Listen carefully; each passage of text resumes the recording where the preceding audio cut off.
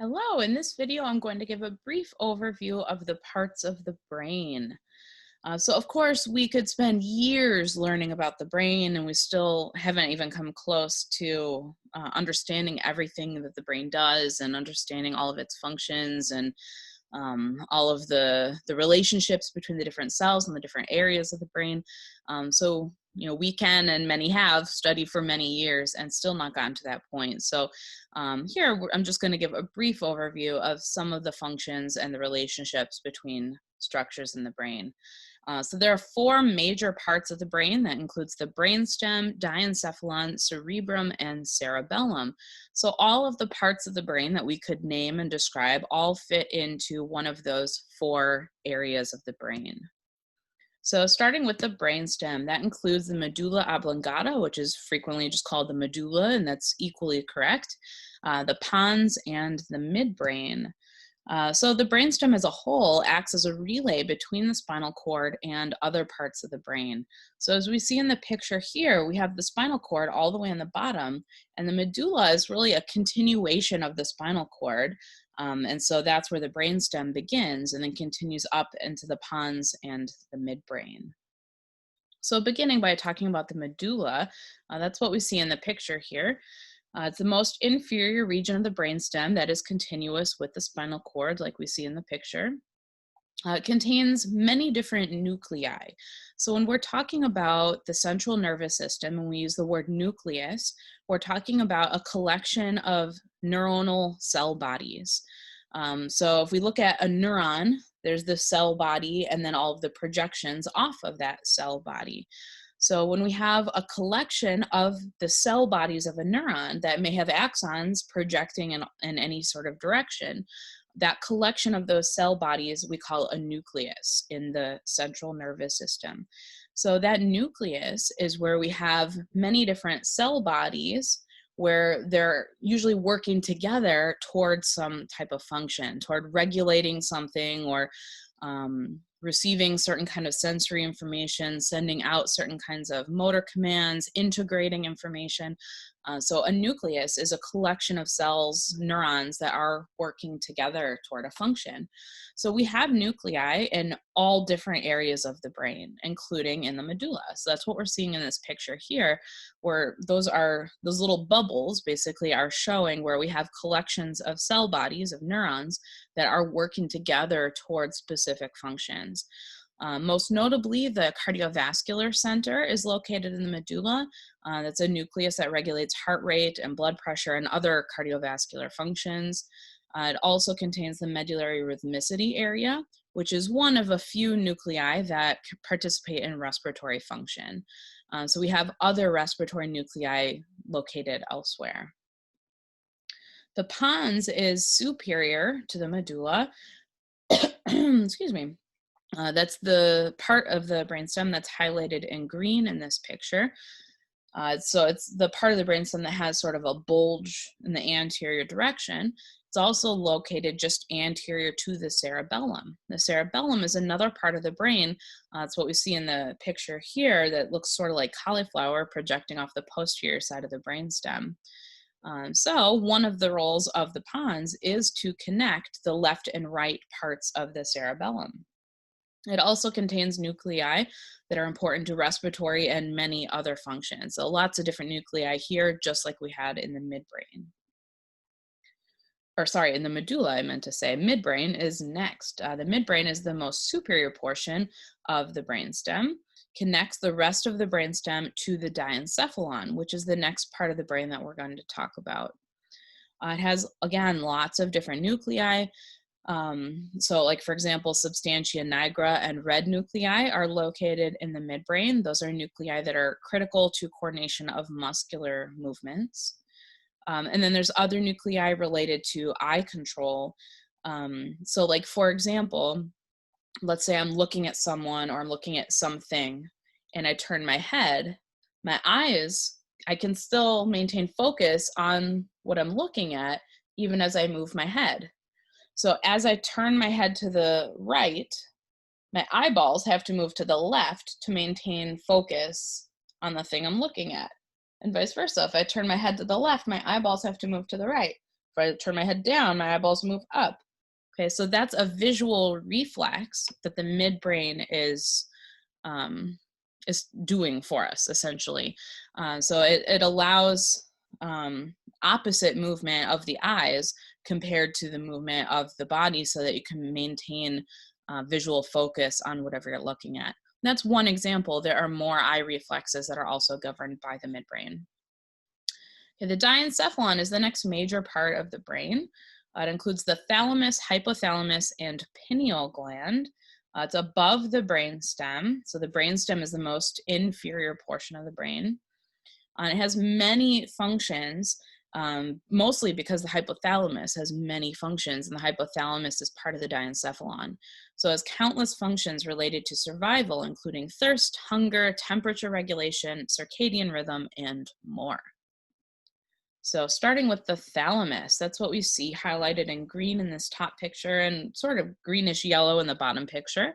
The thalamus is a pair of oval masses primarily made of gray matter right in the center of the brain. So the difference between gray matter and white matter is what that tissue is made of. Gray matter is mostly going to be neuronal cell bodies, just like a nucleus. Like a nucleus is basically a spot of gray matter.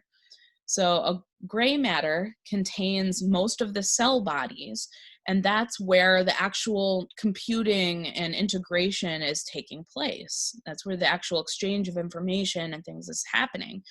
The axons are how the information is being traveled or how it's being sent from one location to another. So white matter is white because it has a lot of myelinated axons that are part of it. So the white matter contains mostly myelinated axons. So white matter is more like super high wave information where we're sharing information from one place to another.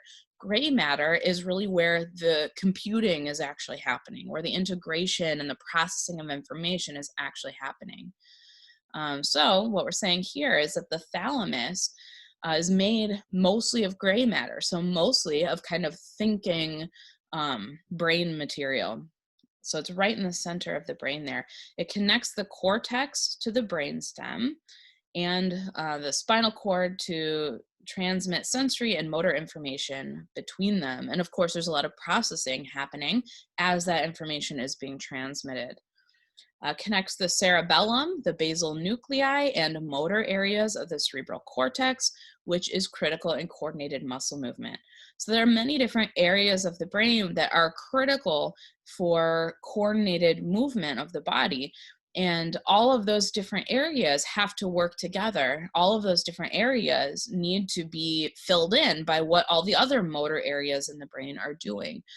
So the thalamus is important in helping to sort of orchestrate all of these different motor areas to create coordinated muscle movement. The hypothalamus is a small structure below the thalamus, hence its name. It has a significant role in maintenance of homeostasis. So that's what we see in this picture in that sort of yellowy green color again. So it's inferior and a little bit anterior to the thalamus. It's small, but has an enormous role in maintenance of homeostasis and survival functions. It also governs the autonomic nervous system. So it's receiving sensory information from a lot of our autonomic structures, and then it's also sending out autonomic motor commands. So it's sending out commands to cardiac muscle, only located in the heart, and smooth muscle located all throughout the body. And it's also sending out some commands to certain glands. Importantly, it controls the pituitary gland. So if we look in our picture here and we see the hypothalamus, if we look inferior to that, you see this it sort of looks like two little grapes on a stem. That's the pituitary gland.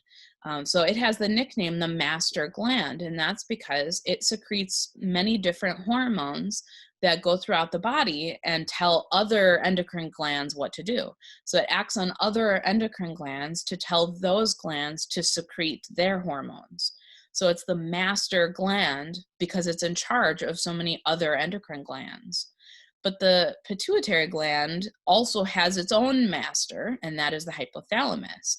The hypothalamus is telling the pituitary gland what to do.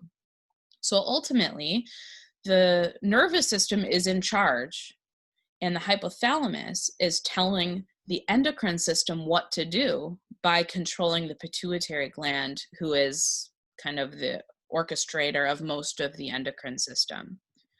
Okay, so we know that the nervous system and endocrine system work together to control everything that the body does.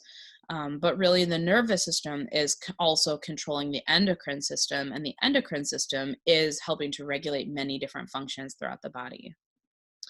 The hypothalamus controls hunger, thirst, satiety, body temperature, and many other homeostatic functions. Okay, so it is the greatest regulator in the maintenance of homeostasis. It's very important. The pineal gland is the third part of the diencephalon. It's posterior to the thalamus. It's a small gland. So we would count this as part of the brain because it's part of the diencephalon, but it's also an endocrine gland because it secretes the hormone melatonin. So that's an important hormone in regulating our sleep-wake cycle, our circadian rhythm. So melatonin, that's a hormone that promotes sleepiness. Now, I want to point out the difference between the pituitary gland, which I talked about in the last slide, and the pineal gland. The pineal gland is counted as part of the brain. It's counted as part of the diencephalon. The pituitary gland is not. So it is attached to the hypothalamus, but it is considered to just be an endocrine gland and is not counted as part of the brain or as part of the diencephalon. So just want to point that out so that you keep those two straight. Okay, the cerebrum. That's the bulk of the brain above the brainstem and the diencephalon. This is generally what people imagine when we talk about the brain. They're usually thinking of the big wrinkly brain, and that is the cerebrum. It's the largest part of the brain, and it's what gives us all of our higher level thinking. It's what gives us the ability to read, write, speak, calculate, compose music, create, remember the past, plan for the future, and all other aspects of cognitive function. So any other kind of function you can think of, that is all happening in the cerebrum. So the cerebrum is divided into 5 lobes. Superficially, there's the frontal, parietal, temporal, and occipital lobes. All named the same as the plates of the skull that lie on top of them. But then, as you see in the picture on the bottom left, if we pull back the frontal lobe and the temporal lobe and look deep to that, we look underneath, what you'll see there is the insula, which is the 5th lobe. So the cerebral cortex, the cortex of any structure, we're talking about the outer superficial part. I believe it means something like tree bark. So it's the outer covering of whatever the thing is that we're talking about. So there's the cortex in many different organs, not simply just in the brain. So the superficial portion of the cerebrum, and it is made of gray matter. So the whole superficial part of the cerebrum, called the cortex, is all made of gray matter. And as I mentioned earlier, gray matter is where the real computing is actually happening, the real work of the nervous system. It's where the cell bodies are that are actually doing the processing of information. So the whole outside of the brain is where the processing is happening. And that's why we have all these folds, we have all these hills and valleys, because it increases the surface area of the brain, which increases the amount of gray matter and therefore the amount of actual processing that takes place. Then if we look deeper in the cerebrum, if we go deeper than the cortex, it's white matter on the inside. That's where we have the superhighways. So it makes sense because the processing and the thinking is happening on the outside. And then we have superhighways going deep to that are connecting all of the many different areas of the brain and sending information across the brain to other places so that it could be further integrated. So that's a better design than if we had the gray matter on the inside. The white matter on the outside wouldn't make sense because where would that information be traveling to? Okay, so the gray matter on the outside and then sending information via white matter on the inside. So the cerebral cortex consists of functional areas that specialize in various aspects of our sensory motor and association functions. And again, another word for association would be integration. So either term means exactly the same thing. So we have our three functions of the nervous system: sensory, motor, and association or integration. And those functions are localized all throughout the cerebral cortex. So we can look at a whole map of the cerebral cortex based on all kinds of research that's been done previously, where we can map out all these different areas of the cerebral cortex and what those different areas are responsible for, what specific functions. So we have sensory areas that are in different places throughout the cerebral cortex that receive and process sensory information. We have motor areas throughout that plan, coordinate, and initiate muscle contraction. And then we have association or integration areas all throughout the brain that are responsible for all of the complex functions that involve integration of sensory and motor, but also interpretation of sensory input. So like if you smell something and you compare that smell to things you've smelled before and recognize that you're smelling cookies baking. Just as one little example. Okay, so interpretation of sensory input is really important, because if we don't interpret sensory information, who cares? Who cares what that smell is if we can't connect that to anything that we've experienced before? We don't know if it's safe or dangerous, or if it's food or something that we need to be concerned about. And so interpreting that information is really helpful. And then also memory, any aspect of personality, cognition, and everything else would all be localized into all various association areas throughout the cerebral cortex. The cerebellum is what's highlighted in red in this picture. It's all the way in the posterior part of the brain, and it's inferior to the cerebrum. It's critical for motor control and produces smooth, coordinated movements.